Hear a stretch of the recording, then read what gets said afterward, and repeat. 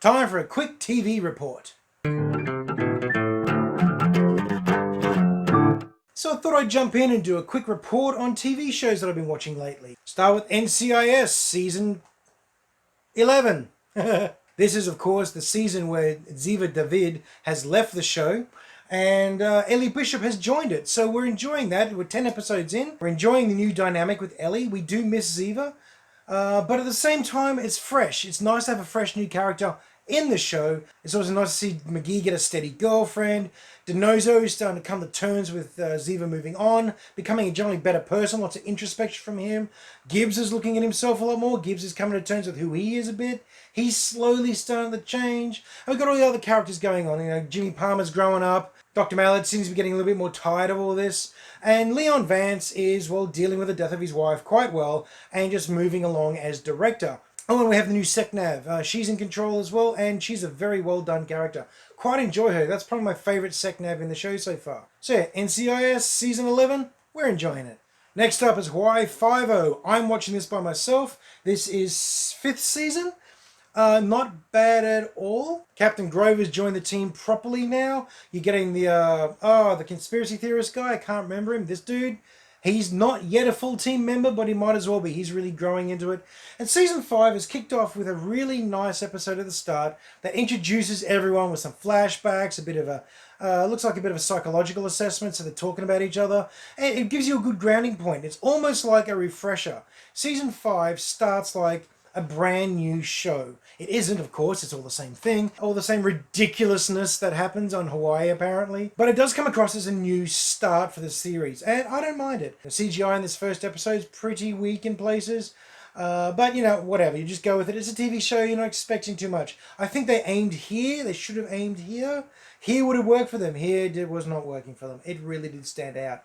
But aside from that, it's a great start to the new season. I'm looking forward to seeing where it goes. As I said I would, I've started watching Clone Wars Season 1. I did start with a few of the episodes that happened later in the series because they're actually set before the movie when it all starts. Skipping around in the season air date to match up with the timeline of the series. But that's okay because I'm really getting into it, really quite enjoying it. And I'm starting to see why everyone really likes this show.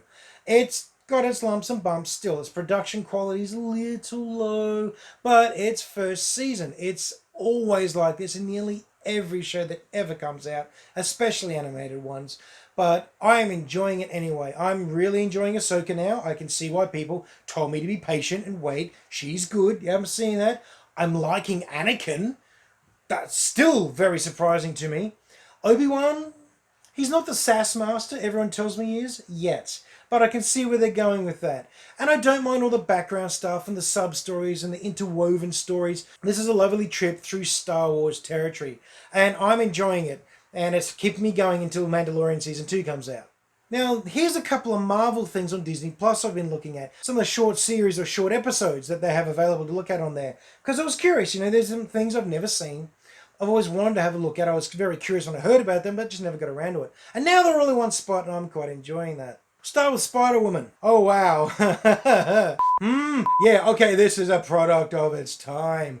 It so looks it. It is bad. Straight up and down, bad. However, she's comic accurate in her look when she's Spider-Woman flying around. Some of her powers are accurate. Venom blasts and the fact that she can fly. Well, actually, in the comics, she can glide. It's not until much, much later that she gets full-on flight capacity. However, in the cartoon, she can just jet off like Superman anytime she wants. There's no super strength. She doesn't have proportionate strength. She can be tied up and left somewhere like everybody else, which is kind of weird. And then she's got other really weird powers as well. Like she's got this spider telepathy thing, which is overused and very strange. Oh, and her spider sense is like television and global, which is kind of weird too.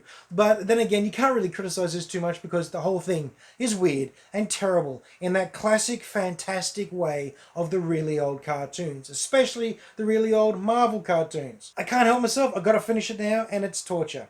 Do I recommend watching this one? No, not really, unless you're in for the laugh and want to see the bad good old days, so to speak. It's not fantastic, as for certain. Next one of the Ant-Man shorts. These little 2-minute Ant-Man cartoons done in classic retro style art animation. It's almost a motion comic, but not quite. Look, it's 2 minutes long. It's really hard to get upset. They're witty, they're silly, they're goofy. They've got some fairly funny lines and some fairly silly concepts.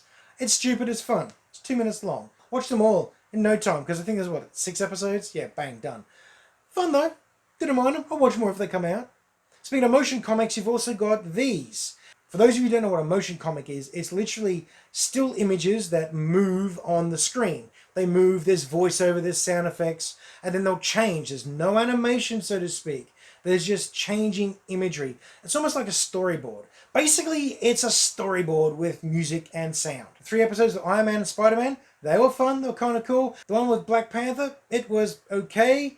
It was very thin. Even for what it is, the plot line and the resolution was the thinnest thing I've seen on screen. It's up there with the Spider-Woman cartoon, actually. So it's thin and noticeably bizarre. So yeah, whatever. If they do more, I'll watch them too. They're kind of cool. Because of those motion comic ones, I'm going to try looking at this, actually. This here. There we go.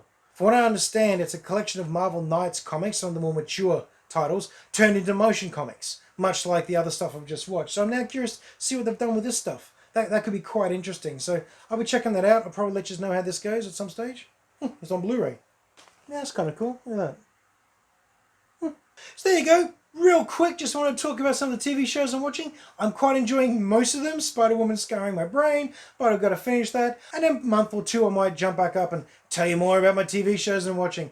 Either way, hope you enjoyed my review. Hope you're having a great week and you make some time to go and watch a movie.